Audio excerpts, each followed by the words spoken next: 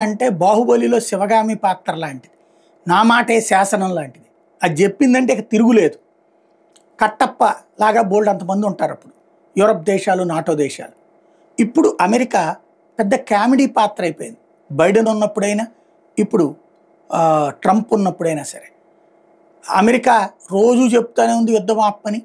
Russia వెళ్ళి Ukraine మీద, Ukraine వెళ్ళి రష్యా మీద దాడులు చేస్తూనే ఉంది. అట్లాగే అమెరికా రోజూ చెప్తా ఉంది ప్రశాంతంగా ఉండమని. ఇజ్రాయెల్ మీదకి వెళ్ళి ఇరాన్ ఫ్యాక్సీలు వెళ్ళి దాడి చేశారు. దాని తర్వాత ఇజ్రాయెల్ దాడులు చేస్తూనే ఉంది. అంటే అమెరికా మాటని పట్టించుకునే పరిస్థితుల్లో లేదా, లేదా ముందు ఆ మాట చెప్పి వెనక నుండి సపోర్ట్ చేస్తుందా అంటే రెండోది చేస్తే అమెరికా చేతకానితనం అవుతుంది. అమెరికా అసమర్థత అవుతుంది. ప్రస్తుతం జరుగుతున్నదైతే ఇప్పుడు ట్రంప్ ఆపానంటాడు, వీళ్ళు ఆపట్లేదు. ఇరాన్ వెళ్ళి ఇజ్రాయెల్ మీద దాడి చేసి, ఇజ్రాయెల్ ఏమో ఇరాన్లో ఉన్నటువంటి వాళ్ళకి సంబంధించిన సైంటిస్టులు లేపేసింది.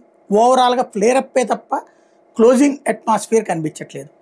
ఈ ఇద్దరు ఎప్పుడైతే మేము యుద్ధం విరమించామని ఇజ్రాయెల్ చెప్తే ఇక మీ జోలికి రామని అప్పుడు ఇరాన్ ఒప్పుకుంటుంది. అలా కాకుండా అప్పుడు ఇరాన్ సంబరాలు కూడా చేసుకుంటుంది, మేము అమెరికా మీద గెలిచాం, ఇజ్రాయెల్ మీద గెలిచామని. ఆ సంబరాలు ఇజ్రాయెల్కి నచ్చదు, అమెరికాకి నచ్చదు. మరి ఈ పరిణామం ఎక్కడ ముగింపు అంటే ఈ ఇద్దరిలో తేలాలా.